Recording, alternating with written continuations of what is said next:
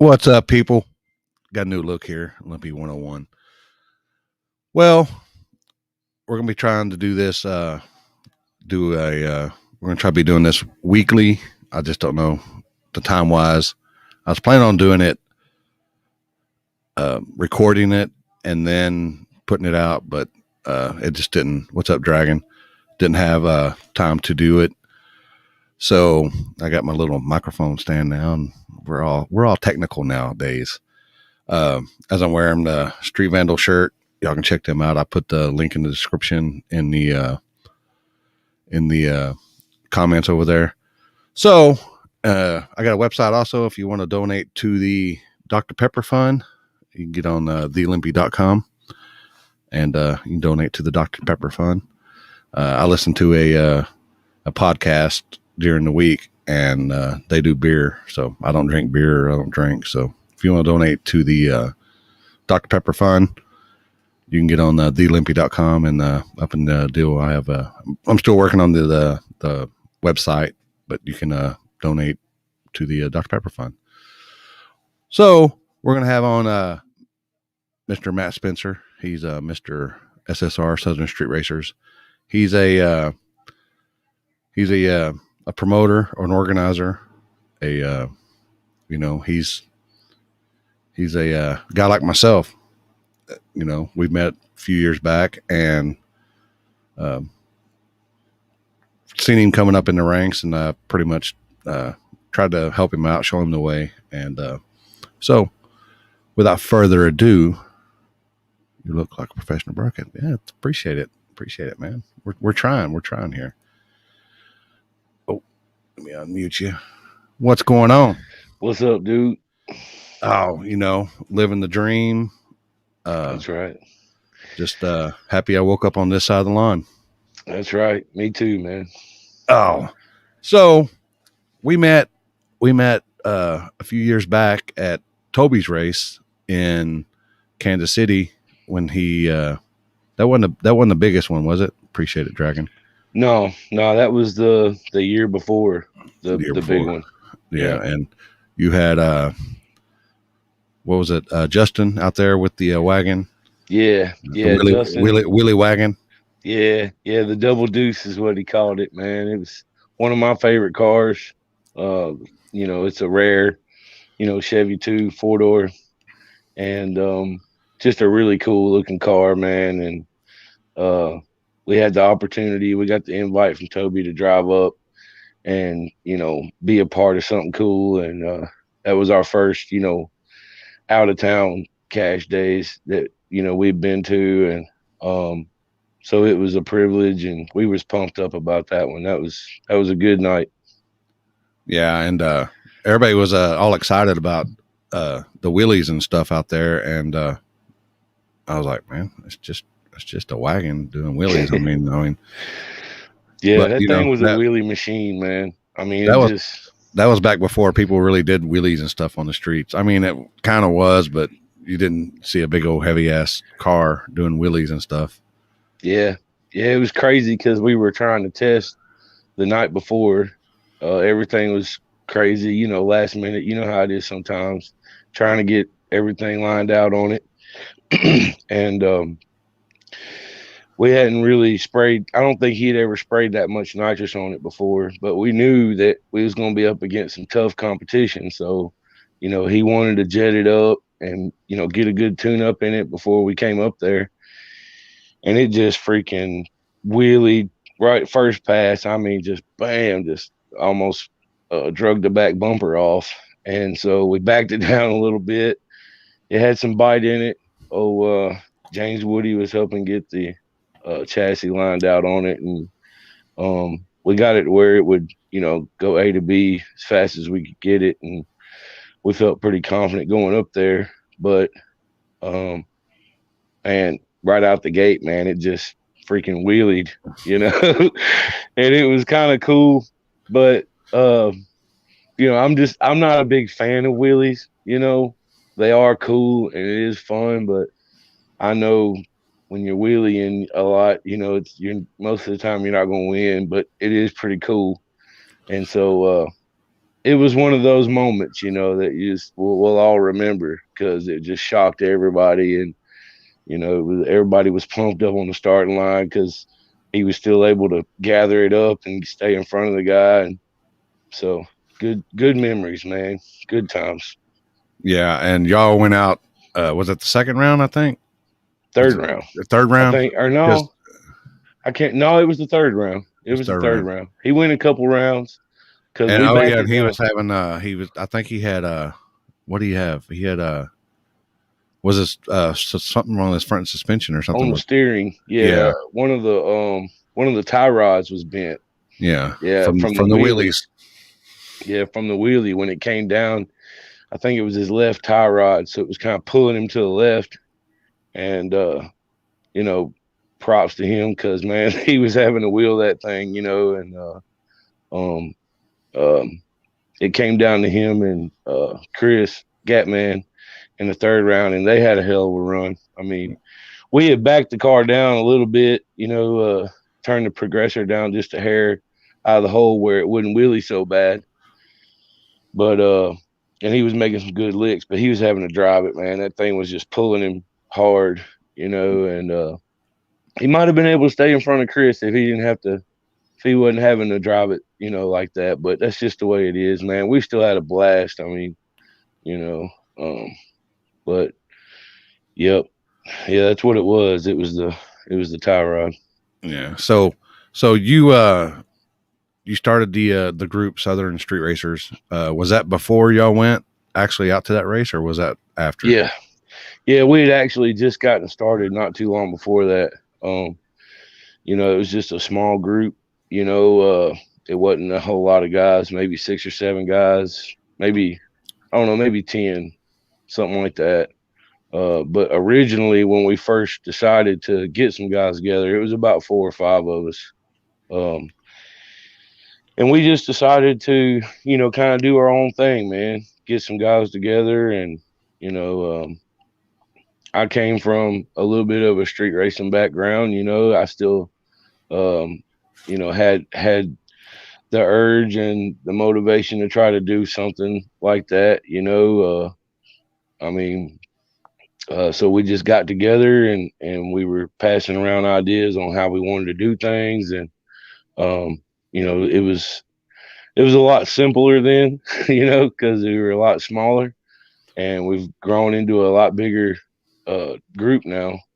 But that's how it all started, man. I mean, we just wanted to get some guys to come together and you know do some street racing, um, and just have a good time. You know, that's what it was all about. Just trying to get a group together to go race together and have a good time, and meet new people, go different places. You know, and um, it's grown uh, more than I ever thought it would be. I mean, just in the last 3 years, it's you know 4 years or so. It's just it's blown up, man. But no regrets, man. No regrets. It's been awesome. Yeah. So you started about 3 or 4 years ago, and the the fun aspect of it is, well, we met that weekend in Kansas City, and you told me that you had a small group and you're wanting to do races and stuff, and I was like, that's cool, that's cool. I'm always about people that are wanting to better the streets and learn from it. And you kind of hit us up, and we kind of showed you the way a little bit. But we can only show you so much, but you got to see it for yourself. And you went down to you went down with us, and you know where I'm coming with this. Yeah, You went down with us down to Houston, yeah, and for a Texas 2K weekend, and it was adventurous to say the least. I'd like to say. yeah, We yeah. we didn't hardly sleep at all the whole weekend, No, but we no. had What fun though. We had fun. sleep was unheard of, man. It's like, what's that? You know? Yeah, Yeah, that was a lot of fun, dude. I mean, you know, I I got a lot of give a lot of credit to James Colbert, you know, and Rodney. You know, when I met Rodney and he decided he wanted to get involved in our group, he introduced me to James, and James had known you a little bit longer, at that point, and he was the one that kind of brought me up to speed on how y'all did things. So it was like that's what got me interested, and got me wanting to go out there and experience it myself and just see, because I'd heard about it. We've been going to some local cash days and some local racing, and I had put on a small shootout myself, a few months before that, but nothing compared to what it was like out there, man. Like, and James told me that. He said, once you go out there and, you meet Limpy and them guys and, you get to, hanging out with them and learn some stuff from them and see how they do it in the Midwest. He said, then you're really going to get a good taste of it, and you'll know if you really want to do this or not. Cause he was kind of mentoring me at that point, and helping me with the chips and, stuff like that. And so whenever I talked to Richard on the phone, and he said, if you really want to see what the streets are about, you need to come with us next weekend and go to Houston. And I was like, yeah, man, that sounds great. I'll see if my wife wants to go. And he was like, are you sure about that? Like you might want to see if one of your roadies want to come with you, man, because it's going to be brutal. And he was telling me how, crazy it was going to be. And I was like, oh no, man, I'll bring the wife with me, man. We'll make it an out of town trip. And he told me, he said, well, he said, after this weekend, you'll know if you really want to do this or not. And your wife, you'll know if your wife is going to be able to enjoy you doing this or not after this weekend. And man, were we in for a surprise? I mean, it was just nonstop, man, intense, you know, streets every night. I think y'all beat us to it. Like when we come in late that Thursday, y'all was already a couple of blocks down the road getting it in. You know, Yeah, so and I know I remember when I got back to the room and you'd messaged me that you were next door. I kind of knocked on the door. Well, I don't know what time it was, 5, 6 o'clock in the morning, 4, something like that. And I think Ashley's like, "There's nobody there." yeah, yeah. She got up and I was sitting there like kind of smirking. I already knew what was up, and I just laughed. And but that was a really cool weekend, dude. I mean, once we got to that last night, and everybody was kind of running on empty, and me and you was riding around, and uh, I started feeling it. Then it was like, you know, man, but it was worth it though. It was worth it.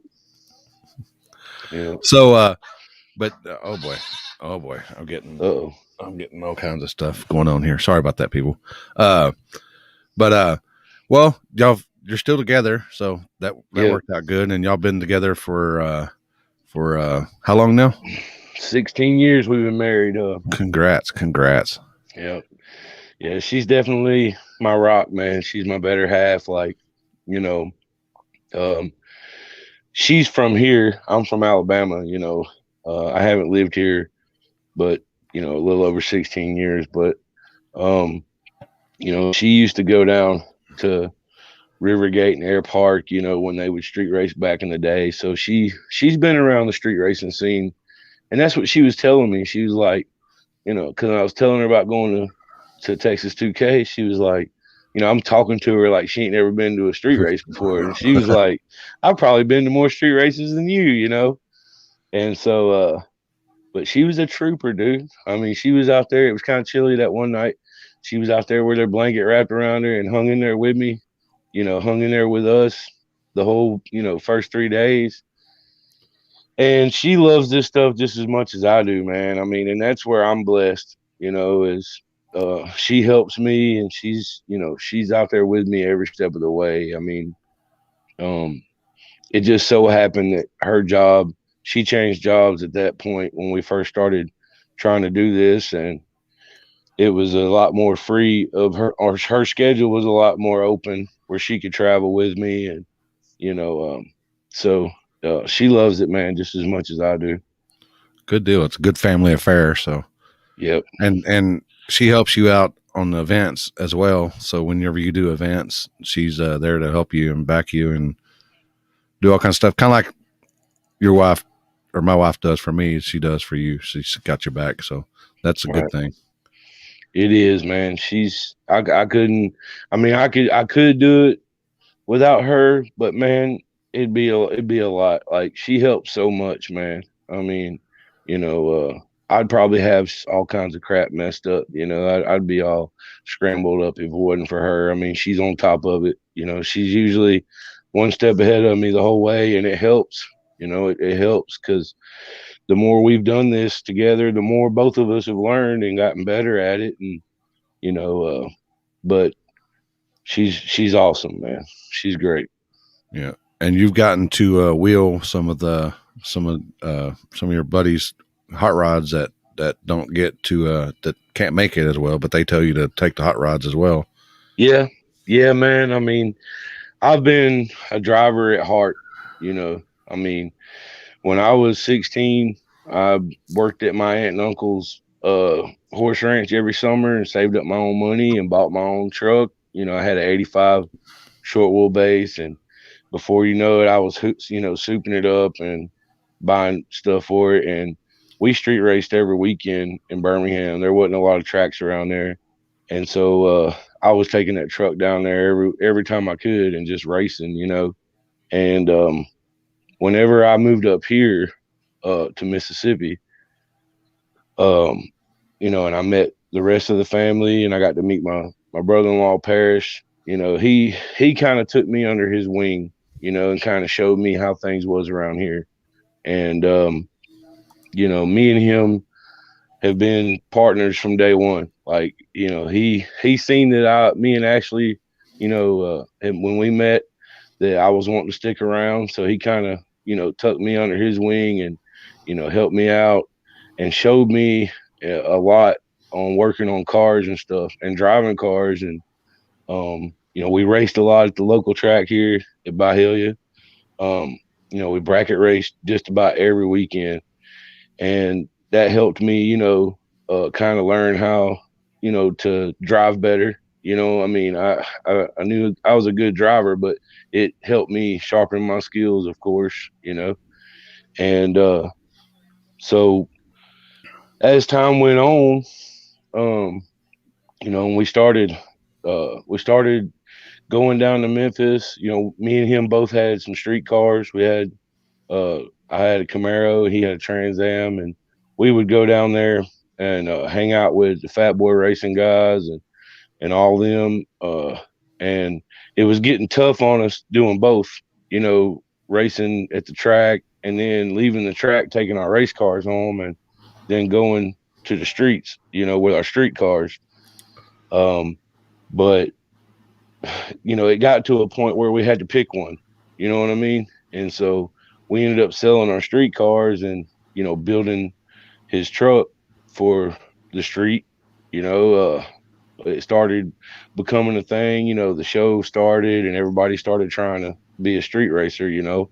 And everybody wanted to start putting on shootouts and cash days and everything, and we wanted to be a part of that.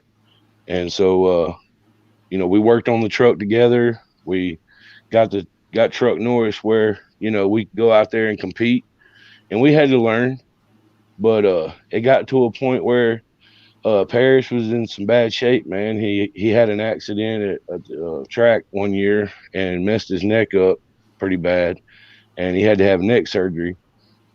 So he asked me to drive, and I was like, sure, man. I mean, I knew that truck. Me and him worked on it so much, I knew it just as good as he did. And I hopped right in there, and we just kept going. just kept the momentum going, and um, I have a blast driving, the truck.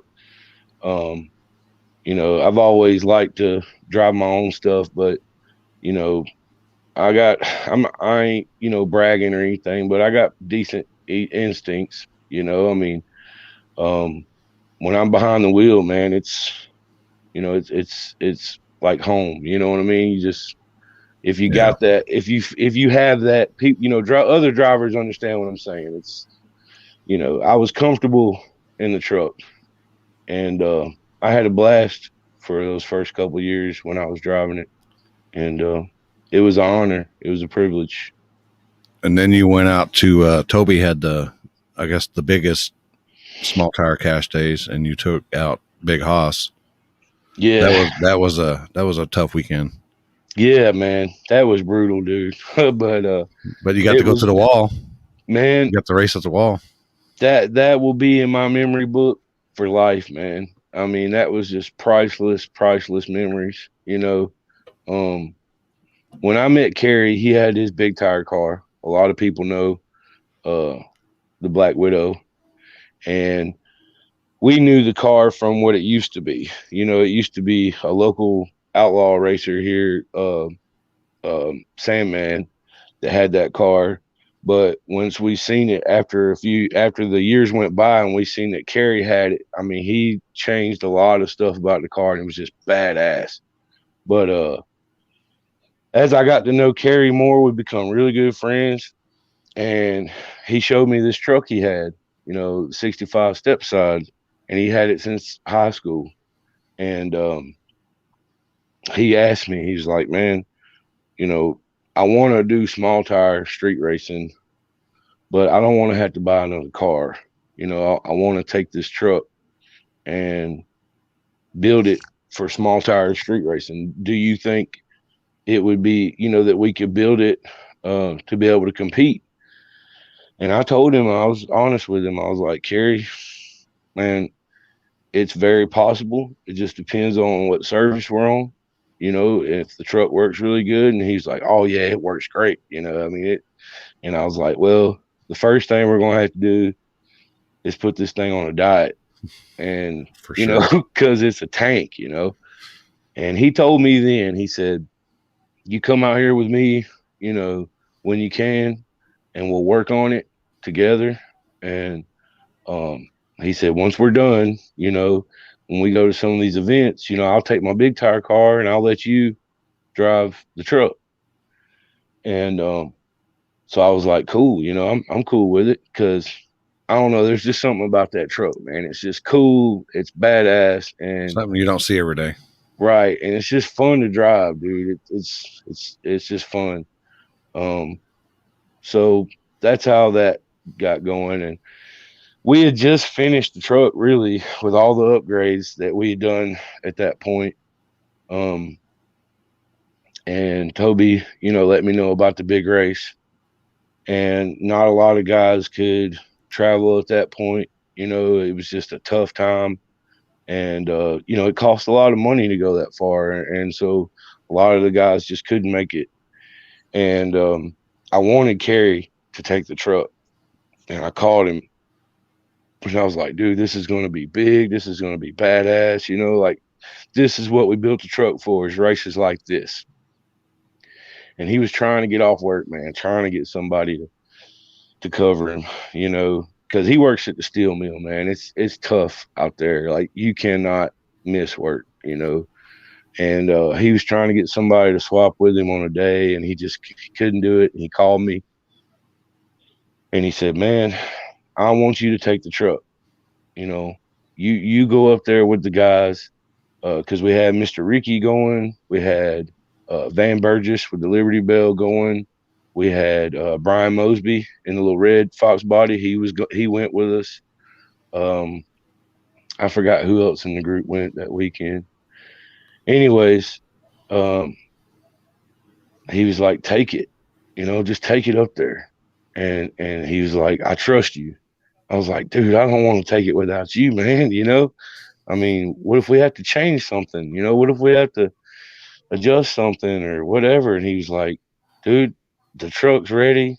We went and tested. The truck was ready. We had a tune up for it, and he said, just take it, man, and just do the best you can. You know. And Because so, it's a blower truck, it's a blower, isn't it? yeah. But at that point, it was a little one. Like it was a small A little small blower. blower. So Yeah, he was trying to keep it a secret. Like he just wanted people to think it was nitrous small block because we had nitrous on it too. yeah, And he had it set tuned up where you couldn't hear the blower. It was just a little small one, yeah. and so not a lot of people knew at that point. But That thing got a crank, got a gear drive on it.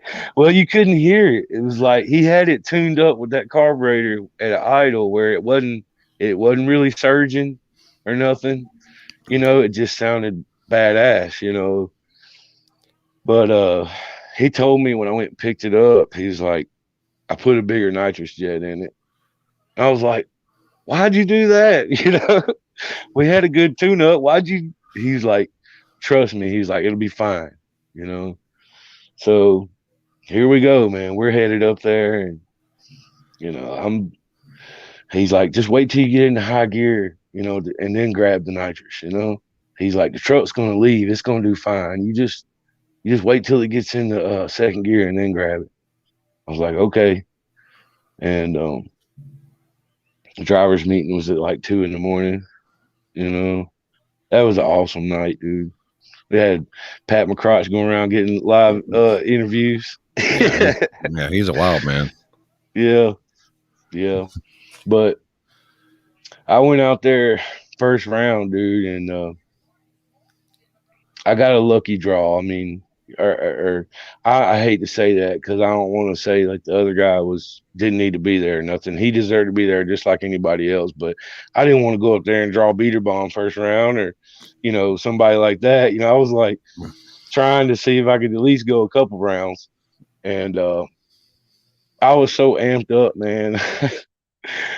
I did this freaking John Forrest burnout, killing these tires, and they were actually borrowed tires because uh, so I told Woody I was going to have to buy him a new set of tires after that weekend. But man, I was so amped up, man. I forgot all about that grabbing it in second gear. I blasted it right out of the hole and just it toted the wheels out there and made a pass, and it wouldn't shift into third gear. And I was reaching down, hitting the shifter. It shifted. The shifter shifted. The transmission was toast. And I called Kerry and I was like, man, we won first round. I was like, but transmission's toast. And he was like, what? And he's like, no way. That transmission's badass. There's no way, and I'm like, dude, I'm telling you, it didn't shift. And he's like, we're checking stuff, over the phone. Luckily, Toby waited to do the second round till the next night. And I was kind of bummed out, man, because all the other guys went out first round and we went and had breakfast and we were all sitting there eating, tired. And um, Toby's hitting me up. He's like, are you guys going to try to get the truck fixed? And I'm like, man, I don't know. And he said, I'm going to tell Ryan, to hit you up. And I didn't really know Ryan Mitchell that much then. I knew who he was and I met him a couple times, but I didn't really, know him real well. And I was like, okay. And Ryan hit me up. He's like, hey, man, if you guys want to fix that truck, you can use my shop. And I'm telling you, man, them Kansas City guys come through. Like him and Kendall didn't know me from Adam. And they treated me like family. I mean, offered up their shops to us. I looked at Cheyenne and Van and the rest of the guys. I was like, y'all want to stay and try to fix the transmission? And they was like, let's do it. So we stayed up. Ryan opened up his shop to me, man, and was just like, here's the keys. I'm going home, going to bed, and here's the tools, here's everything you need, And I was just like, wow, that was cool.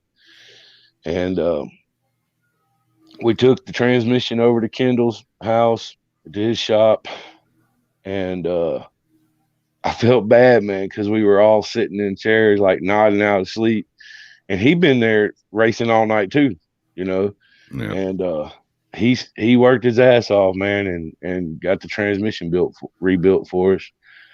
Um, and we didn't know at the time. I thought it was just the burnt clutches or something, Yeah. and he just put a clutch kit in it because they were burnt. But we didn't know at the time that the case was cracked internally, and it was just losing pressure on the high side. But he fixed it up, man. We got it back in, and when Toby dropped the pin and said we was going to the wall, I was just like, hell yeah, because I always wanted to go back after we went with Justin. And that street was perfect for Big Hoss because it was an equalizer street. It made it where cars like, Big Hoss and, trucks like Big Hoss and cars that didn't have a whole lot of horsepower could compete and go rounds because it wasn't about horsepower. It was about getting down that old road. I mean, that spot's been there for a long time. Yeah. But went out there against Kevin Billups, Matt Billups. Those guys have always treated me like family. I mean, they're awesome good. dudes. They're good dudes. Awesome dudes. And when we drawed each other, we were like, damn, but they were good sports about it, man. We got the win on them, luckily. I mean, I got out of the hole on him, and that turbo was coming. I knew he was because I could hear, I mean, I just knew he was coming, and he didn't have enough real estate. I got out on him enough, and it still didn't go to high gear. And I was like, damn it, again. And so we drawed Ryan third round. Go figure. Yeah. And so I told him, I was like, man, I think the tranny's hurt again, but I'm going to try it. I mean, we're here, we're going rounds, we're going to keep fighting. And, but it wouldn't even hold on the trans brake against him. It was going downhill. The transmission was just toast. But those memories, man, from that night will last a lifetime. I mean, the way those people, helped us, and my crew, Van and Cheyenne, man, busted their ass. They helped me, keep that truck going. So I got them to thank a lot for that. But shout out to Ryan Mitchell and Kendall, man, because we become really good friends after that, and that's what it's all about, dude. I mean, meeting new people, making memories, becoming, building your street community family. I mean, that's what I love about what we do. Is it's a strong community, man. That's like family, and it means a lot to me that those guys didn't know me from nothing and was willing to help me no matter what. So, Yeah. So then so you got back, you started doing some street stuff back home, and then you came up with you were going to do a shootout, because I'm a firm believer, if anybody's ever been to Texas 2K, you can do stuff in broad daylight. That's the best place to hide, is in broad daylight, especially that weekend, because everybody's out doing stuff at night. So I'm a firm believer in doing stuff broad daylight. So you come up with the game plan that you were going to do a race in the morning during the day, and you had everything figured out, and you invited some guys, and the guys just kept coming. The people just kept hitting you up, and before you know it, you're like God dang, where am I going to park all these people? Because it turned out to be, what was it, 41 cars ended up showing up, Yeah, it was 41. That's what it and ended up being. you went out there to the P patch, and anybody's never been to the P patch. It's kind of like what the guys out in the West Coast race on. It's a little narrow country road, farm road. Them guys love that out there, and it's tight. Let me just tell you, it's tight out there. And but Yeah. you had a good crew. Got everybody. You had all your ducks in a row, planning, because that's what I told you. You know, street racing is 50% planning and 50% luck. You know, you gotta have both, and it's just the way it is. But you orchestrated it and put it together, and we'll let you talk about that because that was an epic weekend. Yeah, for sure, man. That's definitely my biggest one I've done, and you know, um, it still don't seem real sometimes, man. I mean, you know, when I first came up there and I seen how it was out there with you guys, that was when I said it in my mind that this is what I want to do.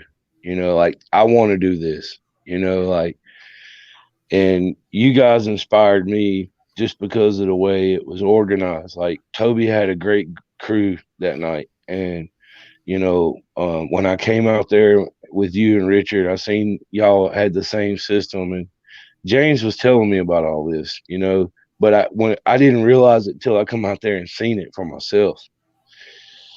And I caught a lot of shit from people around here, because I was traveling a lot and I wasn't coming, to a lot of stuff locally, and everybody was like, "Man, he just where in the hell's Matt at?" Oh, he's out in the Midwest again. But man, it was something that I loved, and it was something that I wanted to learn, and every time I come out there, I was just soaking it all up like a sponge. I was watching everything, and that stuff helped me, be able to put that race on, that big one. I mean, because I did some other smaller races before that, and kind of worked my way up to it. It wasn't like I just, decided to do a big 41 car deal. It was like I did, a few other, smaller races. And the thing about our area is you have to race in the morning. You can't you can't go out there at night because you either got our streets that I've found in Mississippi that are out like, 2-lane county roads in the middle of farmlands, or you got Memphis. And Memphis, you got to You're worry going. about getting You're shot. gonna. Yeah, you're gonna. You got two things you got to worry about: critters and critters. Right, right. You go to Memphis at night, you got to worry about getting shot. And if you go to the Delta in Mississippi at night, you got to worry about getting carried away by mosquitoes, Yeah. or hitting deer or something, So, you know, I had to do my stuff early in the morning. I had to do daytime stuff. And the more I did them, the more I enjoyed it. It was like, damn, this is pretty cool, and everybody else did too. And so it just got to where, it was all working out. I got me a good crew. I mean, my team that helps me put these races on, I could not do it without them, bro. I mean, you know, my security guys, all them, the guys that come out there and help me clean the roads off and all that. Like, I go and do my homework and I find the spots, you know, but I couldn't prepare and be able to, organize them and orchestrate everything without them. But um, whenever I was planning to do this race, this one, it was only supposed to be just like local guys, like a 16 car deal just for, some local guys, because Toby was planning on doing a race that weekend and something happened. They couldn't do it. They had to reschedule. And then I think Richard and them were planning on going to that or something. But I think he hit me up that day and he was like, hey, man, there's some guys out here wanting to race, you know. we're thinking about coming your way. And I was like, well, bring it on. We'll work it out. We'll figure it out. Well, Good old more Richard. and more people started getting added into the group chat. I start counting it up because I try not to worry about the numbers. Like I wasn't worried about exactly how many, because I figured some of them wasn't going to show, you know. But Yeah. before I knew it, man, it done piled up in there, and I started counting, and I was like, oh shit, you know, and I had to get a game plan together quick. Like I had a plan. I had a plan. I had backup spots, everything you guys have taught me, man. Like I had everything set up, but I didn't have a plan to have that many cars. So I had to, regroup and really start brainstorming and try to figure out how in the hell I was gonna park all these cars on this 2-lane county road out in the middle of nowhere, you know. And but man, uh it was tough. But um I got with the guys. I said, okay, this is what we're gonna do. We're gonna put, half of the guys, because we all had to line up single file. That was the thing about going to the P patch. Like you have to leave one lane open for Papaw and Mamaw coming back from the farmer's market. Like they don't care if we're out there as long as they can come through and get back home. But if you got the road blocked, that's when they call, you know. Yeah. So I lined half of them up on P Patch Road. And I said I'm gonna line the other half up on, the main road there, Bird Road, Yeah. and this is how we're gonna do it. But that spot, I really wasn't ready. I wasn't ready to do a race that big there, man, because we hadn't hit that spot that much yet. I had done maybe three or four races on it already, and it just wasn't quite there yet. Like, because it was slick, man. I Yeah. took them big tire cars out there, and we did a big tire race first, and so they could lay some rubber down and give us something to really start, building on. And so I was so worried that it was just going to be too sketchy and dangerous, but there was enough rubber there, to that I felt like, oh, we'll be okay, So, but that road to make a man out of you, dude. Yeah. it's Yeah. Will. it's but that's how SSR started racing. That's the kind of streets we started racing on. We used to have a spot behind the prison that a lot of guys used to go down there and race on, and we'd go down there, and it was like that. It was narrow, it was sketchy, and we just loved it. That was like home to us. And then the kids messed it up just like they do everywhere else, and we had to start looking for other spots. But but that was the perfect race to do that type of race at in Mississippi, because that's Mississippi. You know, like you hear people say Texas streets, Kansas City streets, Memphis streets. That was Mississippi streets. Like, and so it was an honor for me to stand up there in the drivers meeting and say, "Hey, welcome to Mississippi, guys." I mean, this is it. So but I ain't gonna lie, dude. I was a nervous wreck the night before, and Richard and y'all was staying here that night, and Richard's like, I'm in here like barfing, I'm like praying and like puking, and my stomach was just all knotted up, and he's like, "Come on, bro, let's step out here and get this interview." And I'm like, "White as a ghost in the face."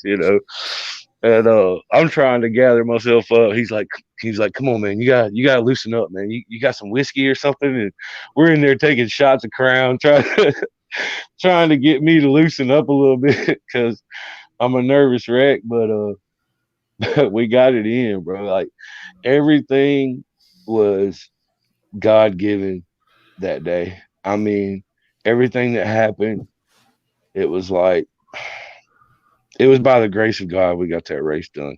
I mean, it was meant to be.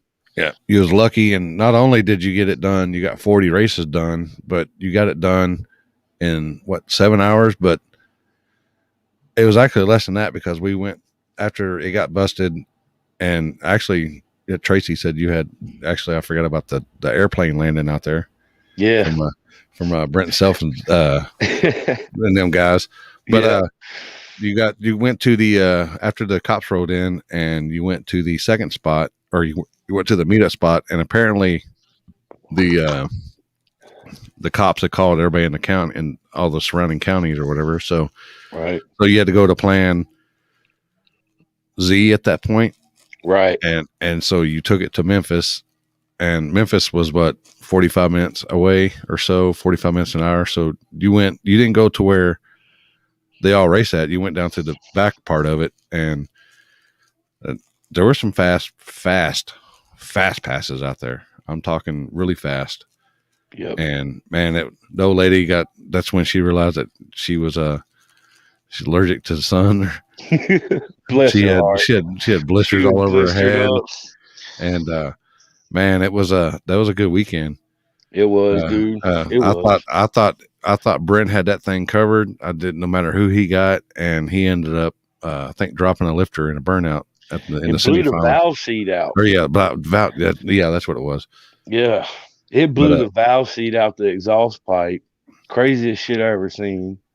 I mean, it just come out of there and landed on my wife's shoe. It was still smoking. But but yeah, man. I mean, that deal was it was during COVID, like yeah, everybody has to remember during this time was when they were shutting everything down. They were telling everybody you had to stay at home, like, and us street racers were like, F that. nope, You can't slow us down. You know what I'm saying? We're still gonna do what we do. And so that's why the cops were tripping so bad, when they came out there. It was like, because I've talked to them a couple of times and they're usually pretty cool. And he was like, not today, bro. He was like, y'all got to go. Like, this is bad. Because at that point, you get in bad trouble if you have 50 or more people in one area. And yeah, here we are. We got cars and trailers lined up for looks like a mile on each side. And so they were just flipping out when they seen the airplane and all that. It was just we had to go, we had to go. It was a bad deal. Like, but all my spots, all my backup spots got burned yeah, because the lieutenant was so pissed. He put out like a countywide announcement. And so when we got to the next spot, my buddy come up and said, "Hey man, we got to get the hell out of Mississippi. Like, we got to go. We can't race at any of our other spots." And I was like, God bless. I know I wanted to. I had Memphis as my backup, but I didn't want to have to use it at 3:30, 4 o'clock in the afternoon. You yeah, know. And so the reason why we had to go to the back was because there was people already out there. I mean, they were already out there racing, and everybody's getting all paranoid. And Richard's like strapping up and loading up the guns and shit. There's gunshots in the background. I'm like, me too. welcome to Memphis, man. And we just had to adapt and overcome and get it in. We had just enough room back there for everybody to squeeze in tight and park. We got done just in time. Like I kept telling the guys in the chip draws, like, we gotta like get this in, guys. Like, we're gonna go somewhere else and do the money and pictures and all that. Like, we're gonna just get the race done and get the hell out of here. And sure enough, when we were pulling out, here they were coming. Memphis police was coming in. So at that point, that was when it hit me. Like when we got it done and we were driving out of there and the cops were going the other way, I looked over at Ashley and she looked at me and she said, "You did it, baby. We did it." And that was when I just took a big deep breath and was like, oh my God. It was like a miracle. You know what I'm saying? But that will definitely be like my one of my favorite moments too, memories. Um and that's why I love doing this, man. That's the whole purpose behind it, is making those memories and those priceless moments where you're on the edge, and you know um man, that was what it was all about. But people ask me all the time, they're like, when are you gonna do another big one? When are you gonna do another big one? I'm like, man, I don't know. Like, it makes me kind of gun shy, because I always ask myself, I'm like, am I gonna get that lucky again? Like, do I want to try that again? Like, or There's a so. lot. There's a lot involved in that stuff. People just don't understand. There's a lot involved Right. with I mean, even just doing like a little 16 car shootout. There's a lot of planning and stuff that you got to do. Well, I feel responsible too. A lot of people, they think putting on street races is easy. Everybody does it now, and everybody wants to be a street racer. But when you do it the way we do it, and it's organized, and there's a safer, more organized way of doing it. You know what I mean? And so you have to put in the work. You have to put in the work of being prepared, and you still ain't promised nothing. I No, mean, because it's the streets. right, anything can happen. You know what I'm saying? So you try to prepare as much as you can, and just do the best you can. And so, you're still taking that risk, but you there's so much work that goes into it, man. And I just I tell myself, when I start thinking about doing a big one, I just start telling myself, you know what, it'll happen when it's supposed to. Yeah, Like, everything will kind of fall into place like the last one did. yeah. You prepare for the worst and hope for the best. Right. I mean, that's just the way it is. You know. But So I've been trying to, like, spread my stuff out a little bit. You know, there's so much stuff going on now. Um, but I'm gonna continue to do it. It ain't gonna. I've kind of slowed down a little bit. Last year I did I think five races on the street, and this year, I might end up doing about the same amount. It just depends. so you've been catching a lot of slack here lately. I've been watching. I don't know if you want to get into this or not, but I'm just going to say my 2 cents on this. But anyway, you've been catching a lot of slack here lately. Apparently, you know me. I'm just a guy who's just going to speak his words. So I've watched a couple of live feeds, and I actually didn't watch them because I've just watched a couple of them, and I started. I don't know. I started getting dumb or dumber. Is that even a word? I started getting dumber just by listening to them. So I turned them off. But I've heard some other stuff. Man, you're a hated man, and Yeah. apparently you're just a bracket racer, and you're not a street racer.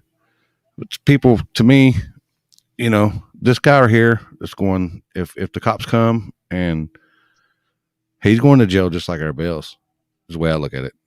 He's an organizer. I mean, think about it. You got organized crime. That's a felony.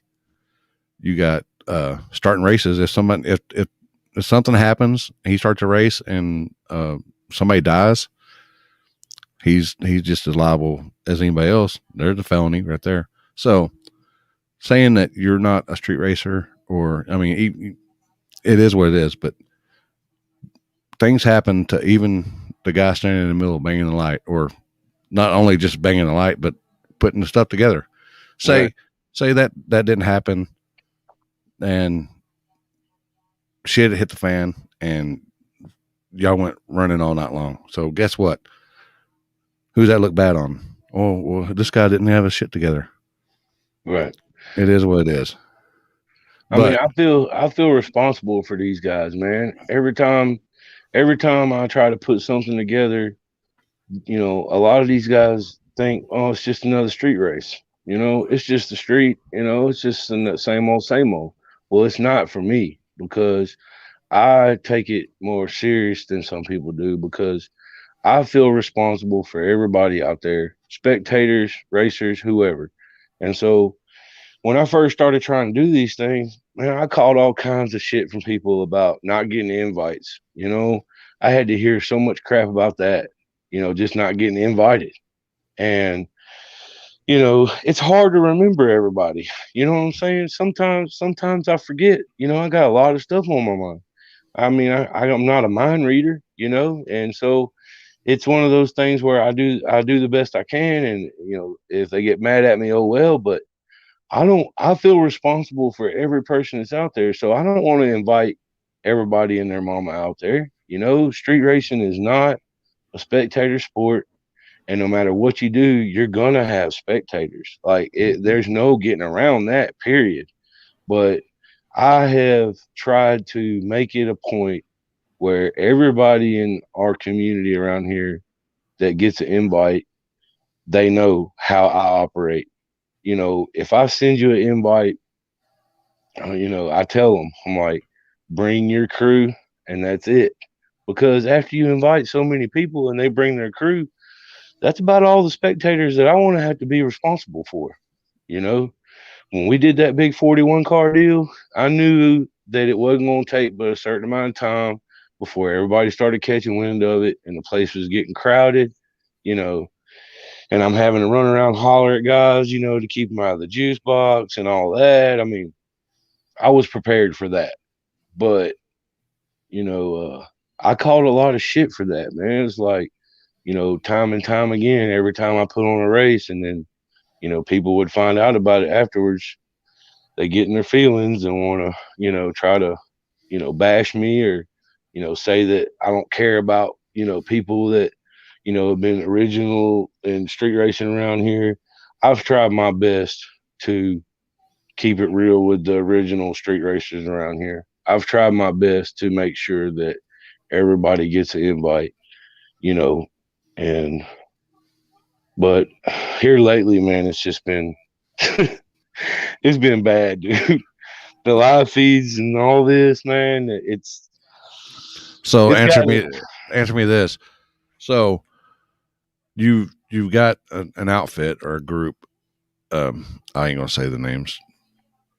Yeah, well, there's fuck a it. lot of them. There's a lot of groups around here. You got Memphis 10 who claims that you're going to be if they show up to a Matt Spencer race or a Southern Street racer, they're going to get screwed or they're banned or or or anything.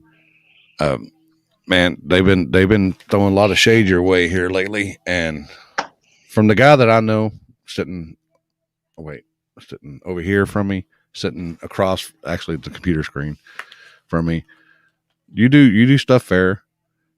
You're you're unbiased. I don't care. Say one of your guys is racing the Memphis 10. If the Memphis 10 guys jumps, he jumps. But Yep. if the Southern Street Racer guy jumps, guess what? He jumps. You can't have friends when you're putting on a race. You can't have friends or teammates. No. You got to be unbiased, and that's what I've been doing for 20 plus years now. You got to be unbiased no matter what. No matter if it's my brother or my father, which he's no longer around. But anyway, you got to make the right call, no matter who's is at fault. No matter who's at fault. So Well, guys saying that you're making a bad call. They just need to stop that crap because that's just well, my personal opinion. the thing about it is, man, I think I've put more of my own teammates on the trailer for calls on jumps and stuff than anybody. Like that's something that James taught me from the beginning. That's something that you've taught me, Richard's taught me, Toby, everybody in our circle, has always stuck together and had the same system. And when I'm up there and I'm holding that light in my hand, I take pride in being neutral. And And you got to be. I take that very seriously because I mean, don't you think that when my brother's out there in the truck and he wins the whole thing that I want to go running down the road celebrating? I mean, of course I do. but I have to keep my cool and I have to be professional. And that's just the way I do it, you know, like I'm not going to be out there clowning and acting a fool and giving anybody a reason to think that I'm going to show favoritism. And I've always been that way. I ain't never, you know, tried to show favoritism to anyone. But, you know, the whole thing with all the drama lately in this area, I mean, I've been having to just laugh it off, dude, because man, I can't get caught up in this stuff. I can't react to it. I can't respond to it. I've got way too much more important things to be doing than stressing over people about their feelings. And, you know, this is racing, man. You know, like I don't even know where to start. You know, it's done gotten so out of hand. But So I'm just you had a group meeting with Jamie. well, I let me wouldn't just say say this first. all Let me just right. say this first, Chris. I'm gonna start off with this. And I want this to be very clear for everybody that's watching, everybody that's in this race community, like North Mississippi, Memphis, Arkansas, Tennessee, like all the drama that's been going on lately this year in this area is not a race team problem. Like, there's a lot of different groups. It ain't just Memphis 10. It's the 731 guys. I mean, there's a bunch of different groups around here now. Like, and so I just wanted to be clear to everybody that all of this drama and all of these feelings and all of this people getting offended is not a race team problem. Like, it's not a racing problem. This is when we come together and we race around here, everybody has a blast, dude. Everybody gets along.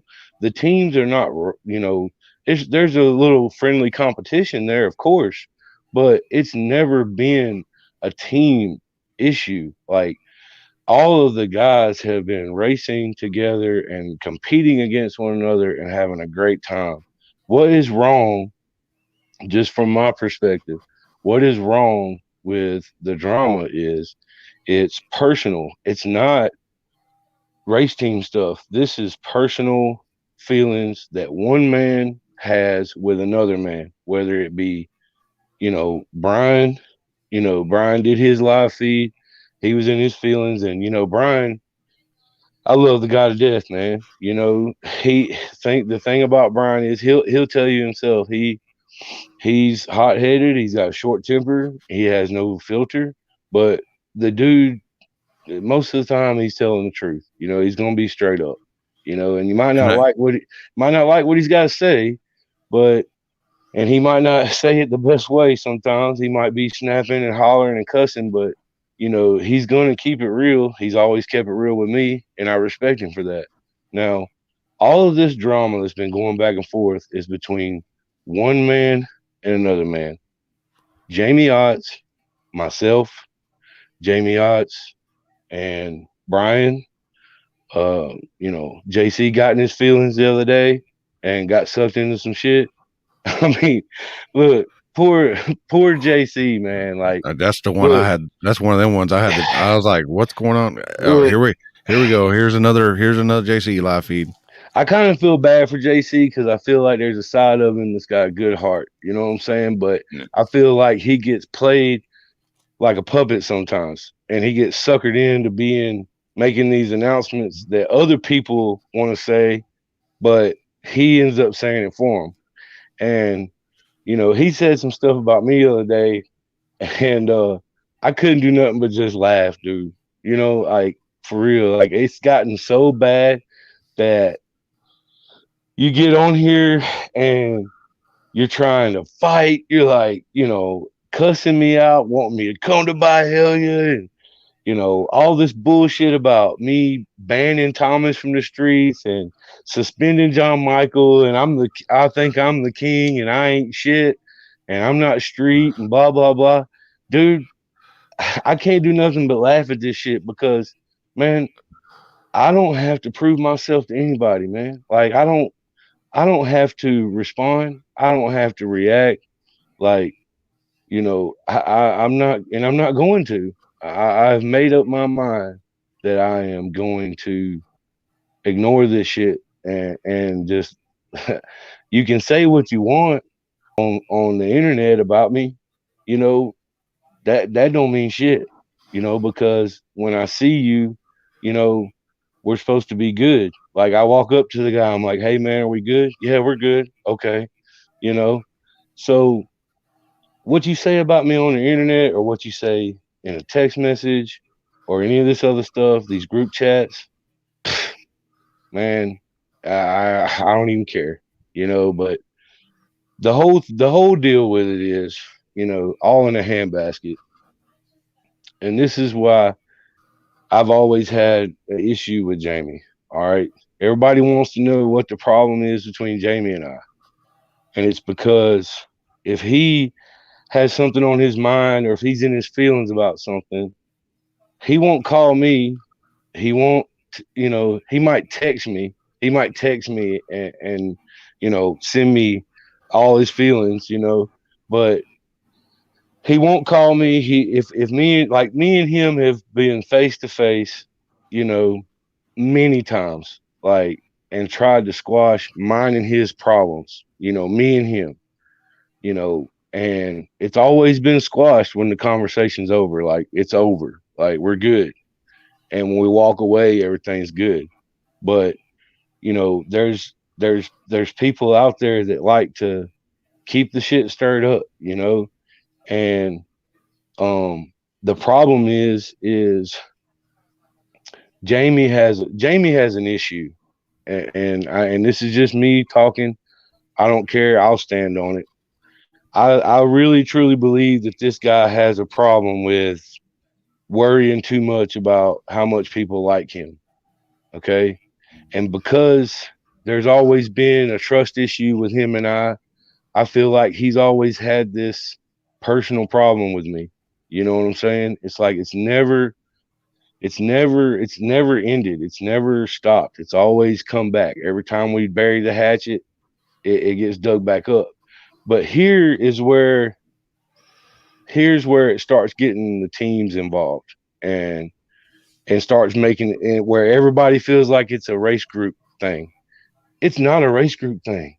Everybody needs to understand that because all Jamie's got to do is call me. I live literally 6 miles from the guy. Like, call me, or we can, meet up somewhere and talk about it. We can fight about it, whatever. But if you still got something bothering you, don't go adding all these people into these group texts. He takes all these guys from different teams, my team, the other teams, and puts them all in this group text and brings all his personal feelings to everyone else's doorstep that shouldn't even have to deal with it. Like these guys just want to race. They just want to race. They don't care about how bad you're upset about what somebody said about you and this and that. You know, I'm man enough to admit it, dude. Like I've said a lot of shit about Jamie. I've said a lot of shit about his old lady. I feel like they're drama queens and they have a serious problem with surrounding themselves with negative energy. But the difference between him and I is everything I've said about that guy, I've told him directly, like to his face or on the phone. I've always handled it with him and me and nobody else. I ain't never tried to put that stuff in our group, drag anybody else into it, and that's the difference. That's what makes the difference is like, and that's what's wrong with a lot of the problems and a lot of the riffraff going on around here is, you know, if you got a problem, man, handle it with that person. You know what I'm saying? I mean, but after watching these live feeds, man, I mean, dude, I, Yeah. I, I ain't gonna lie. I ain't gonna lie. The live feed that Jamie did, like, I tried to watch it. I couldn't comment on it. Like, they have removed me from all the groups. Like they removed me from the Byhalia Racing Community page. They removed me from the Memphis 10 page. I mean, they, so my wife's, watching it. I ended up watching it later, but dude, I ain't gonna lie. Like, there was a lot of stuff in there that was lies or maybe twisted up where it wasn't really the a lie, but he twisted a lot of things to his own way of telling it. You know what I mean? And so I ain't gonna lie, dude. Like it gave me a fucking headache after I watched it. Like after all the insults from JC Craig and then this, it was like, dude, I mean, I think my IQ dropped after I watched 45 minutes of that because he's all over the place. Like he couldn't get his story straight. Like, and Yeah, so 1 minute. anybody that believes that, anybody that truly believes most of the stuff he said, you're probably just as dumb as that whole video was. I'm just gonna say that. Like, if you are entertaining this stuff, then you're in this racing scene for the wrong reason. Like, for the last 4.5 months, I have kept my mouth shut. I have kept my head down. I've been doing my thing, and like I have so many great things going for me in my life right now, dude. And um, I'm not gonna respond to this stuff. I'm not gonna react to it. That's smart, man. I just can't. I cannot do it. I did it last year, Chris. You know, you've been with me through this. Like I've had to call you a couple times and get some advice. You know, I mean, I went through it last year and I And made you, a and, lot. and you didn't listen to me. No, I didn't. I made a lot of mistakes last year, dude. And I'm man enough to admit that.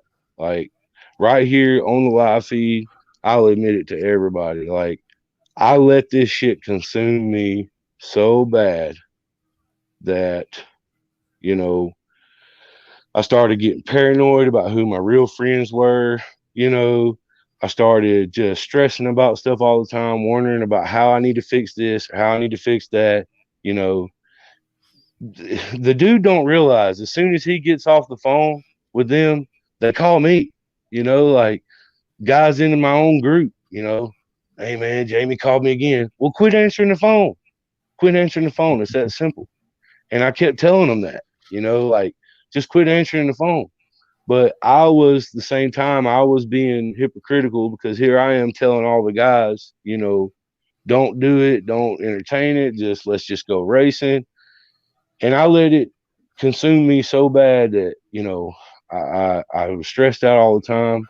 You know, I'm sure you said some things that you didn't mean. I did. There was some times where I was talking shit about people, thinking that they were turning their back on me and talking shit about me behind my back and all this. And the whole time, they might not have been, but at that point it was like I didn't know who to trust. I didn't let it consume me so bad that that's all I was worried about. And so I had to learn the hard way. You know what I'm saying? I made some mistakes. I said some things I didn't mean. you know And you're man um enough to admit it. I'm man enough to admit it, bro. You know what I'm Because saying? apparently somebody has video recordings and Oh yeah, phone dude. recordings and text There's messages, and it's a show me status on the other end.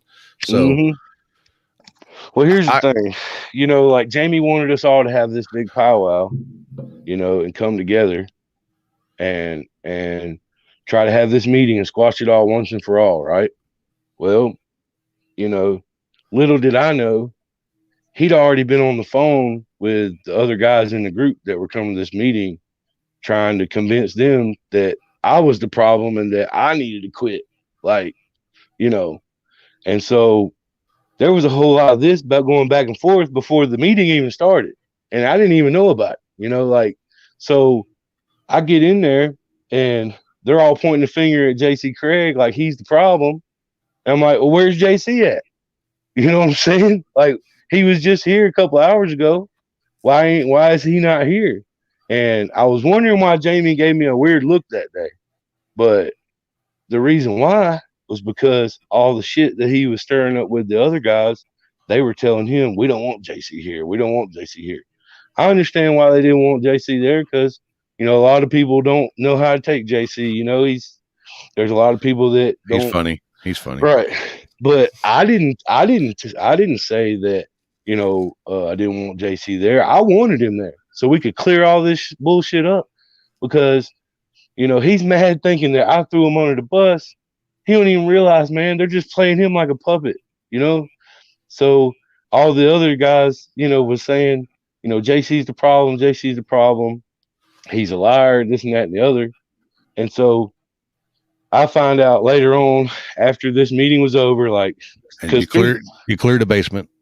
right, we emptied the basement out. Jamie got all of his feelings out, and there was a lot of things brought up in that meeting where, you know, I had to just bite my tongue and just kind of let him get his stuff out.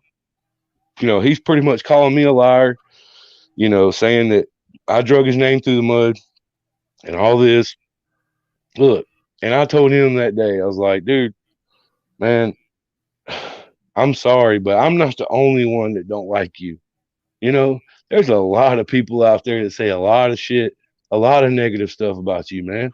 You know, it's because you're too sensitive, you talk too much.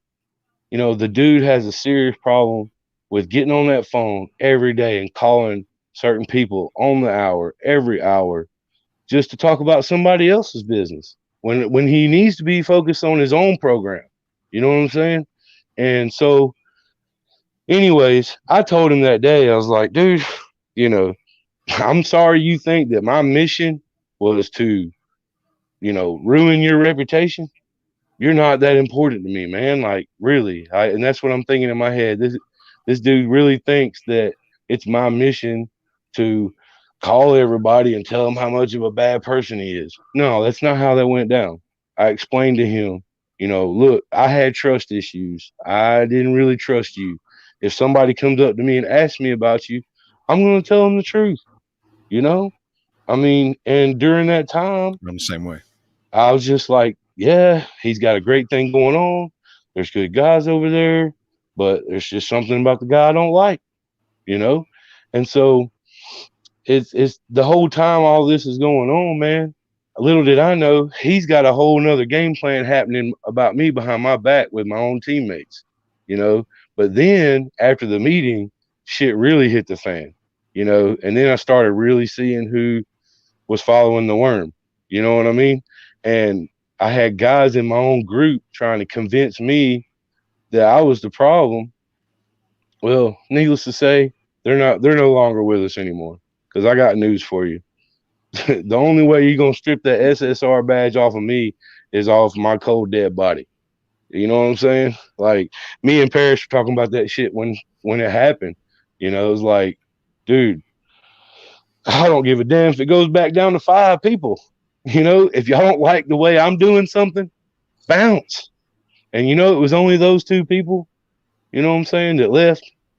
And so I found out later on, all this stuff starts coming out. After shit hits the fan, I start finding out who my real friends are. You know, some of them were looking for reasons to leave, I think.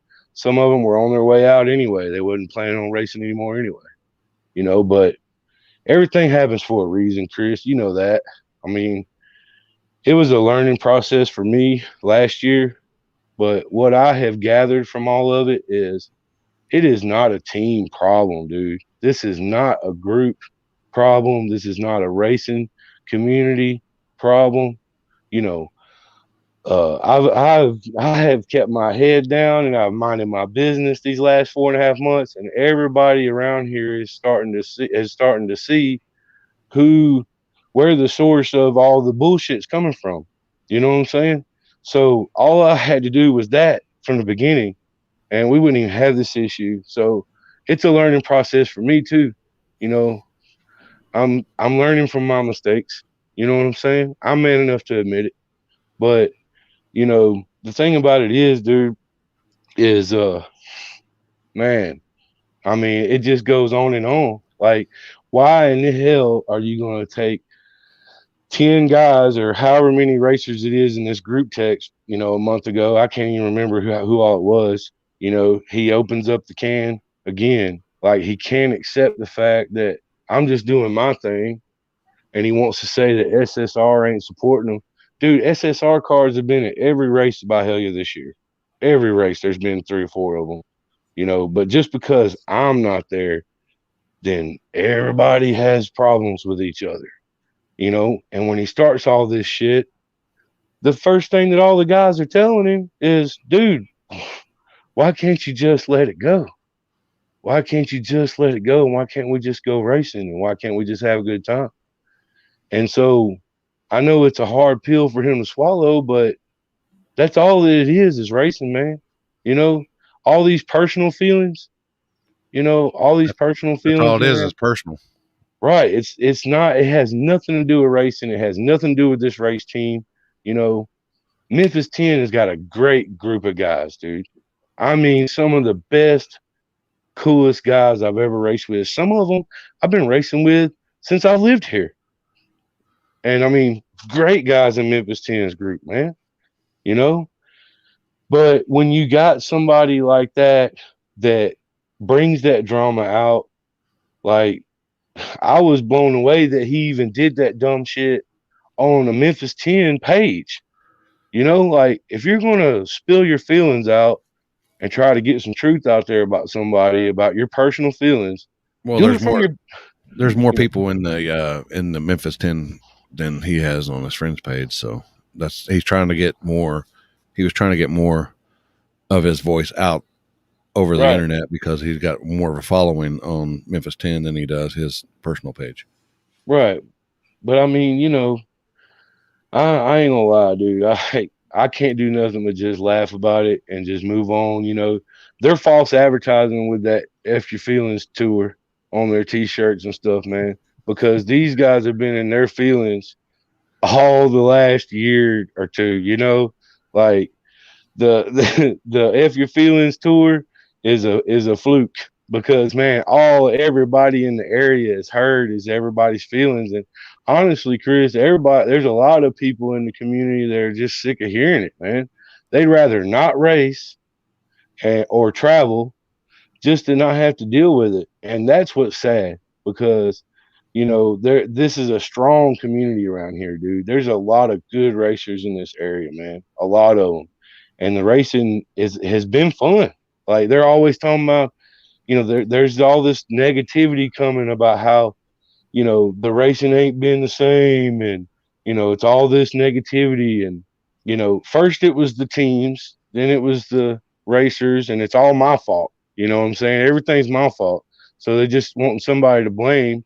It's all because of one person. I can't tell how many times I've heard that shit. You know, it's all because of one person. I ain't said shit to nobody. I've been minding my business. You Oh, well, know, watch out! He might get on here and show some screenshots or a phone recording or something. well, that's just the thing, dude. I didn't get a chance to finish, earlier, but he recorded the whole meeting, like recorded the whole meeting, and I'm wondering why he hasn't let JC hear that meeting because he would have heard who was really throwing him under the bus. You know what I'm saying? It wasn't me, but you know he's got all these recordings. He's got screenshots of messages where I was talking shit about my own teammates. I admitted to that. I'm not hiding that, dude. I was talking shit about guys thinking that they were turning on me, and some of them really were, you know. But the ones that were worming around were talking to other people, that were actually really loyal to me. You know what I'm saying? But I mean, I just got caught up in it, man. And I've apologized. I have apologized and apologized and apologized, dude. And I've told him, I'm like, I'm not apologizing anymore. What else do y'all want from me? The whole deal with John Michael and Thomas and all that stuff, dude, I am not upset one bit with Thomas about him and his wife and his family being upset about that call. You know how many people I've pissed off about calls? Like, It's a tough call that I had to make, and dude, there's always going to be somebody upset about the call. You know what I mean? Like, And and so I wasn't even mad about that. I knew he was going to be upset. I said it on the radio to Matthew. I was like, this is finna get ugly, when it happened. I knew it was going to happen. But what upsets me is when you got people from that camp that's planting this seed about, you know, they're messing Memphis 10 people over. They effed me on this and they effed me on that. You know, that makes it bad when, I had to make that call and the first thing I hear is, oh, oh, coming in. All right. But the first thing I heard come out of someone's mouth was, it's because we're Memphis 10. It's because we're Memphis 10. And I'm sitting there like, really? You know, they were so blinded by all that negativity before they even got there that, he didn't even realize that it was SSR guys helping him get his car ready. When Thomas got there, he was late. He needed to change his tires. It was our guys that was over there helping him get his tires on, while he's saying, F them, they can wait. If I would have known he said that, dude, I would have disqualified him before the race even started because we were waiting on him. And I had guys from my own team that was mad at me for not disqualifying him. And I told him, look, I told the man I was going to wait on him. We're waiting on him. I'm a man of my word. You know what I mean? And so they didn't even realize that. So then it gets down to the call. All right. And they start with all that Memphis 10 crap. Dude, the guy didn't even realize that there was SSR guys behind him and betting on him on the line. You know, it's not a team thing, man. It is not a team thing. And this seed has been getting watered and watered and watered, and they won't let it die. It's like this is not a team problem, bro. But I'm gonna tell you where I had to draw the line. It's like I wasn't even upset about the call and about him being upset about the call. But when I looked Thomas in the eye, man to man, face to face, and he comes back up for the rerun, he says, man, I respect your call. We're going to rerun it. I respect you. I respect you. And I said, okay, Thomas. I said, but listen to me. I said, no matter what happens with this race, win or lose, I need you and your wife to chill out. And he said, yeah, man. Yeah, yeah. Don't worry about it. I respect you. I respect you. They tried to burn me at the stake on Facebook for 3 days. And John Michael was the first one to get on there and try to play dumb and act like he don't know what my rules are. John Michael has been at that race more than anybody, you know?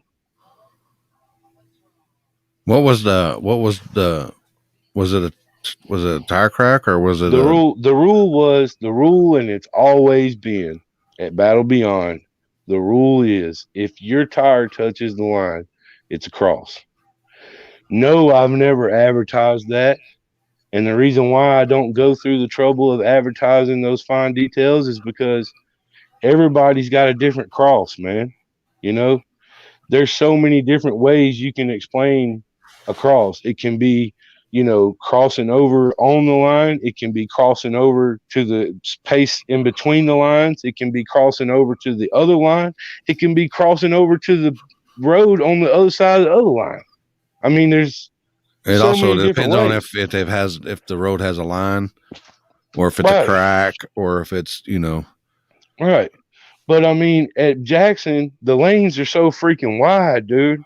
Like, if you're that bad out of shape, you know, and you touch that line, it's a cross. I made it very clear, and I always have. And one rule that I've always told everybody, including Thomas and John Michael, them guys have been at every single one of my races. I mean, if I can't clearly make the call with the cameras and the equipment that I have for either driver, we're going to rerun it. That's always been my rule. And so for them to get on there and play dumb and turn this into a team drama again, from all this stuff, it's like all I said was okay, I'm just not going to invite these guys to anything I do on the street anymore. It doesn't mean that they can't come to any race, any other race I do. But as far as a street race goes, like, why in the hell would I invite somebody to the street race that I'm trying to do that's not going to respect what I'm trying to do in the first place? Mm-hmm. So I guess they found out from somebody that I told that to. And I never said that he was banned. I never said that he was banned. I never said that he was suspended. You know, when I hear this shit, it just makes me laugh, dude, because it's like it blows my mind how bad these some of these guys can not lie, but But take what I manipulate, said and twist it around, manipulate it. Right. And so I ain't gonna lie, man. When I watched JC's live feed, I was laughing because that shit was funny. I mean, even though he's calling me everything under the sun, it was pretty damn funny that it's gotten this bad, that it's gotten this childish and this petty, you know. And Jamie just put the nail in the coffin, dude. I mean, it's like, man. And then he's got the nerve to try to act like he wants to fix things with people, dude. I don't know. I don't know. I, Yeah. I I know I know that 4.5 months ago when I said I was done, I was done. I meant what I said, and I've stuck by that. And I haven't said nothing about anybody. I've got witnesses of that. Like I have been done for real. Like I've been minding my business, keeping my head down, doing my thing, and life's great. Life is great for me right now. Yeah. And I start getting these recordings, people start sending me these recordings where Jamie has done got Jamied. That's what's done happened now. Like, I guess he's done talked about it so much that people are starting to do him the way he does other people. And it's not just he say, she say, I've heard the stuff come out of his mouth now. Like, it's not just gossip. It's not just, you know, But but why didn't you go live and burn him at the stake like they've been doing you for the last month or 2 months or 3 months? because it ain't worth it, dude. It's Because really you're not. because you're the better man. Yeah, it's really not worth it, Chris. Like at this point, I do not care. Like I do not care. Like all I'm seeing is a bunch of drama and a bunch of riffraff, and I don't want to be a part of it. I don't want to be part of the next chapter. I don't want to be a part of what comes next after I post this. Like I'm removing myself from that stuff. Period. Like I'm done, man. And if anybody thinks I'm a liar and anybody wants to hear it, they can come see me and they can hear it for themselves because I got it, you know. But that's all I needed. I honestly, truly believe in my heart that hey, okay, I heard it come out of his mouth now. Like it made me feel better about my decision when I told him I was done with him. Like really, it just helped me. Like and all this wormy stuff that he's been doing, he don't even realize it's helped our group. It's helped weed out the problems because ever since 4.5 months ago, man, it's been awesome. Like it's been great in our groups. Like everybody's just Thanks. been Thanks, you Jamie. know, right. So I mean, that's how I've been looking at it. I've been trying to take positives from the negatives. You know what I'm saying? And that's how I'm going to continue to do it. And the way I see it, you know, all these guys that want to say all this negative stuff about me, just keep on hating me. I don't care, because the only people that I have to worry about pleasing when I come home and take my boots off every day is that woman in there and them kids, you know. And I ain't gonna lie, man, it's gotten so petty now where they want to start talking about my kid. You want to start talking about the kids and you want to start dragging the kids into this shit. Like, it's bad when That's my chicken shit. it's bad when my boy has got more maturity and thicker skin and bigger balls than some of these dudes. You know what I'm saying? Like, I asked him if he was okay the other night, and he was like, "Yeah, Dad, I'm good. Ready to go racing this weekend." Yeah. You know, don't try to tell me how to raise my kid. Like, don't try to get on there and try to say that I don't know how to raise my son because, yeah, you give me a four wheeler and it was a piece of shit. I had to spend $1,200 to fix the raggedy damn thing so it'd be safe to ride. It didn't have no brakes on it. All right, appreciate it. Thanks. You know, but my son was messing up in school. He was messing up on his grades. He got in trouble falling asleep in class. So you know what? You damn right he was sitting over there on the sidelines looking sad at the racetrack when all the other kids are riding four wheeler. Because I discipline my kid. I'm gonna make him learn the right way. So whenever he fixes his stuff and he gets his grades back up, then guess what? Daddy's gonna hand him that four wheeler key back Yeah. so he can earn it back. I was about to say he doesn't hold anything over your heads except for if he gives you something and then it Right. then something don't go right, then he's going to hold it over your head. That's what I Yeah. learned from the live feed as Yeah. well. He doesn't hold anything over nobody's head, but yet then later on down the road he's contradicting himself by saying, "Oh, all this stuff." So, Man. but Dude, but I don't care. At this point, it's like I don't even care, man. Like, say what you want to say about me. Everybody can think what they want to think about me. Guess what? I'm still going to do what I've been doing. And the people that want to be disrespectful, I'm just going to take your name and I'm going to add it right over here to this list with all these other disrespectful assholes. And I ain't got shit to do with you no more. Like, don't call my phone. Go ahead and take my contacts out. Take my unfriend me on Facebook, whatever you want to do, because I'm done with you. I ain't got time for it. You know, I'm moving forward. I'm not backpedaling at all this year. Like, there's so much more positives that I'm focused on right now. And so, you know, say what you want to about me on Facebook. I don't care. You know, I really don't because I'm just going to laugh about it and I'm going to keep on going. You know, anybody can get on the internet and say something. Anybody can get in a text message and type paragraphs. But until you come to me and say it to me in person, you know, I don't care. You know, you say what you want, man. But you start messing around and talking about my kid, that's when you're going to have to deal with me. You know what I'm saying? So that's where I'm at with it. I can see why Brian Norvell wants to stomp his guts out. I mean, I can see why because they've had phone conversations too. There's no telling how that's went. But, you know, I try to give Brian good advice when he calls me, you know. Um, you know, he called me the other day. He don't want to be the bad guy. You know, he feels bad for a lot of those Memphis 10 guys because, you know, he feels like Jamie tries to make it to where Memphis 10 doesn't come to places where he is because he don't want to have conflict. So I told him the other day, I was like, because I said, you going to H Town with us? And he was like, no, because Brian's been going to H Town since the beginning. With you yeah, know, same time I really started going. And he was like, no, I'm not going, man. You know, I don't want to be the bad guy, you know. And I said, man, I said, I'm fixing to tell you something that, you know, I've learned. And I said, don't change who you are just because of what somebody else says about you. Don't change your character and change what you love to do just because of what somebody else does. You know, if those men over there are real men and they're racing for the right reasons, they'll still go to Hartshorn if you go. You know, their beef is not with you.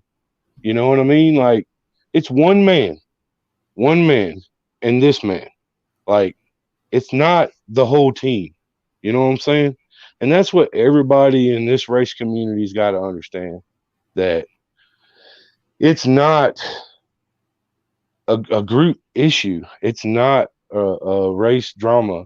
It's certain people that try to have issues with this guy and that guy and then drag everybody else in the middle of it. Like, just people don't want to do things the old fashioned way anymore, Chris.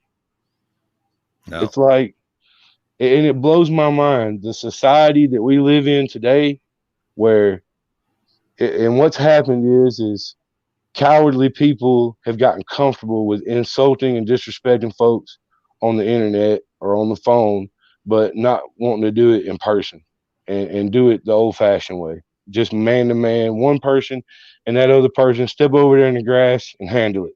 And after it's done, it's over with. You know, nobody wants to do that anymore. And so it just causes this drama disease that spreads like a cancer, dude.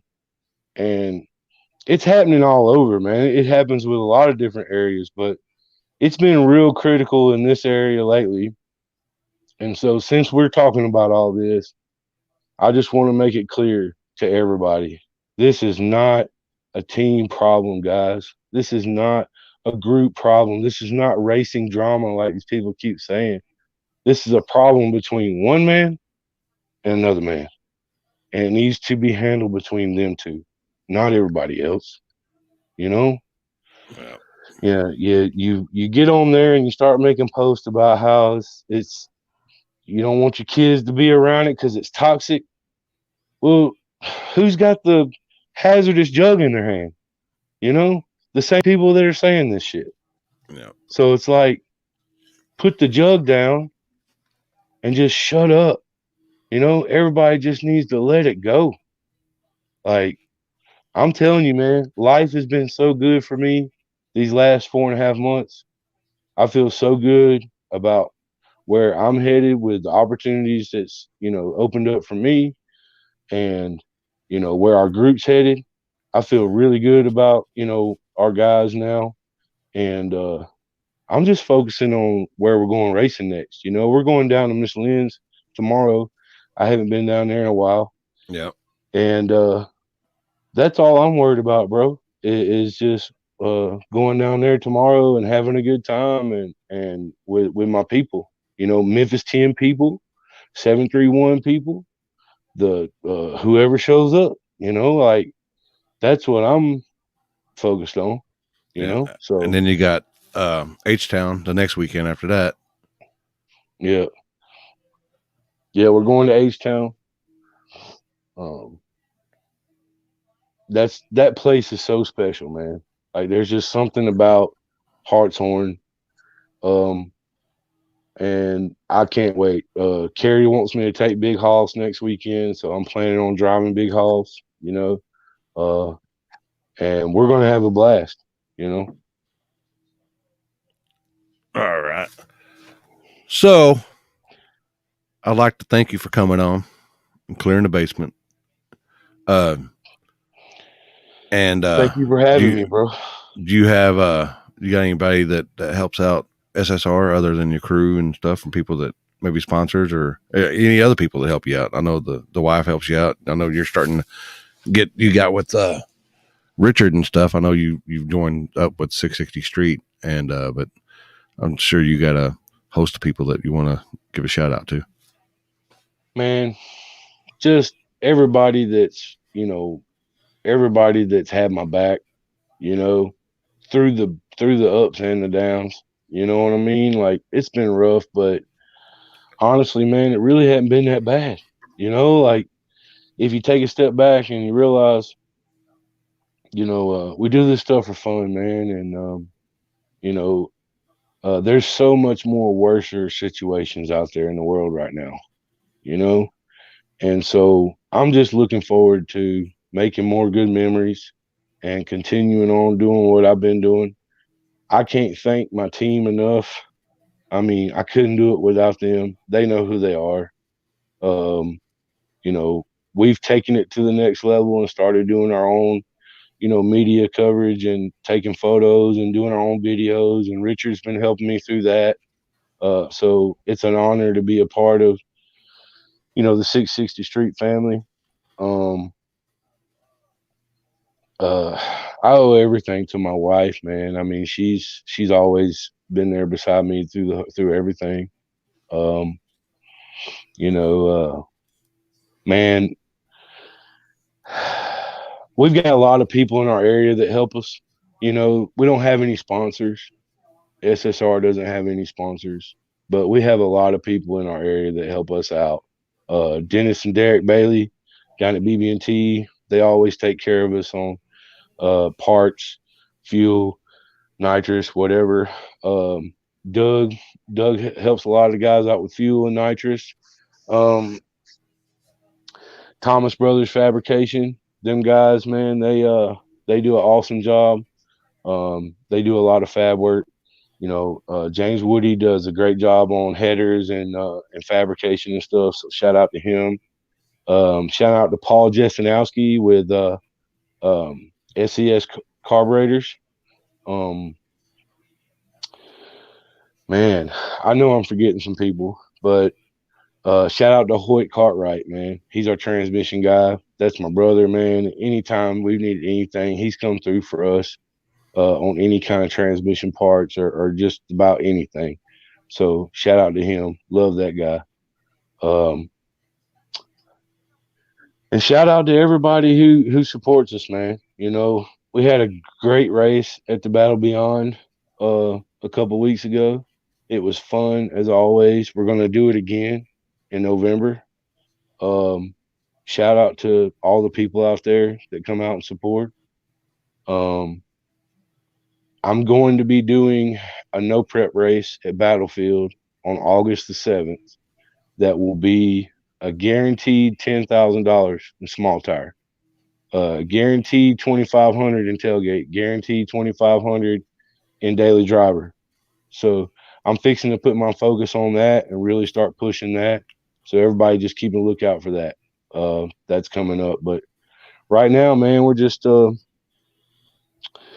getting ready for the next race, and we're gonna go enjoy ourselves and enjoy this nice weather we're gonna have this weekend. It's supposed to be like the high is supposed to be like 70 degrees tomorrow. So hold on, what'd she say? Oh yeah, shout out to Kim's Auto and Tire, man. Mr. George, he's helped us out a lot. Um, he's been helping me out on my wife's car. Uh, they call themselves the LS experts. They've been doing a lot of LS swaps. So if you want to get an LS swap, go over there and holler at Mr. George. He'll take care of it. All right. All right. And as always, people, you can get on thelimpy.com if you want to donate. I got a donate button for the Diet Dr. Pepper Fund. And Matt, appreciate you coming on and Well, I appreciate you, man. Giving us the stuff. But like I said, we will be doing more of these. I don't know if I'm going to be doing live or just recording them and then edit them and then putting them up. Maybe people can still come back and watch it as well. But give me a shout out if you want to come on and talk anything cars, anything street related, racing related. I don't do the roundy round stuff. That's just not me. But if you want to come on and we're going to do anything media, people, racing, crew, anybody that's out there. But we'll definitely get you on here and we talk, shoot the breeze with you. That's what it's all about, people. Connecting with people and meeting people because we're all family in one way or another. That's right. I appreciate you having me on, man. But I want to give a shout out to Bill and them for having you on their deal a little while back, man. That was good for everyone to kind of get get a different view because you do so much for everybody else, Chris. I mean, you get on here and you give recognition to all these racers and give them their time to shine. And that was a time for you to have your time.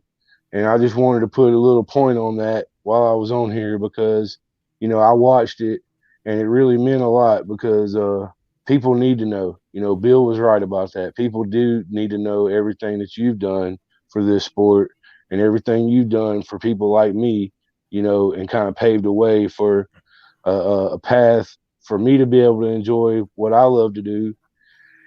And I've learned a lot from you and Richard and the guys, man. You guys have opened up so many doors and opportunities for me to grow myself, and I was gonna get on here and say some smart ass shit about, thanks for letting me ride your coattails so people know who I am and all that, but I decided You not you to because you done that on your own. yeah, I mean I've put in the work and my resume speaks for itself, dude. I don't have to. I've taken what you guys have taught me and I've been able to build my own reputation, and the people that don't respect it, and they can just race for somebody else, plain and simple. I mean, but enough of the negative stuff, man. I appreciate you having me on. I appreciate everything that you do, and I can't wait to come out there next weekend and hang out with the family. Yeah. And what he's talking about, if you can get on YouTube, Street Racing Channel, or are they Street Racing Channel or Street Racing Garage, whatever. I think it's The Street Bill, Racing Channel, yeah, SRC. SRC, they have a YouTube page, and Yep. Bill, the old man, he does one-on-one interviews as well, or he likes to do them in person and then go back and edit them, which is pretty cool. But I was passing through Ohio weekend before last and sit down and hung out, and he asked about doing several weeks earlier. He asked about doing a one-on-one when we were at the pad in New Orleans, and cards didn't get played out, so we did the interview. And as most people know, I'm a pretty quiet person, and I'm just not a real talkative person, as you can tell. But yeah, he did me. Yeah, there we go. SRC Garage, Bill, and SRC Photos is Tommy. That's correct. But yeah, you can go look at the interviews on that, and he kind of caught me off guard with some of the questions, and I ain't gonna lie, he caught me off guard, and I didn't know what to say. It caught me, I got a little bit of my feelings there. I got some feelings going, and I'm not. Well, I ain't gonna like that. It caught me off guard, and I didn't know what to say, but he did. it was good though. Like it needed to happen. People need to know how this stuff started, bro. Like, and not trying to like say that you deserve all the glory or any kind of stuff like that. But people do need to hear your side sometimes. After all the time that you dedicate to everyone else. So I thought that was cool, and I'm just honored, man, to be able to have the opportunities and to learn and grow and do my own thing and learning from you guys. And it's an honor to be on this deal here tonight. So I appreciate you Yeah. having me on, man. So, like I said, any media outlet, racer, crew member, pretty much anybody that oh, got Alexa over here, or got Alexa playing in the background over here. But appreciate people watching. We will be doing these more. We might be doing multiple during the weeks here in the next couple of weeks or so. It just depends on work schedule and everything else. But Matt, thanks for coming on, and tell the missus we'll see her here in a couple of weeks, and we'll have to see for her birthday. She might have to get a little birthday present next weekend at Hartshorn. That's cool, man. It was a pleasure, bro. I'll tell her. All right. Appreciate you coming on, man. All right, bro. Talk to you later. Bye. Bye. Like I said, you can get on thelimpy.com, and if you want to donate, you can do that. I'm going to be having the website up, Limpy 101. But like to thank all the people that are still watching. Like I said, I'm a oh boy, I guess old ladies here.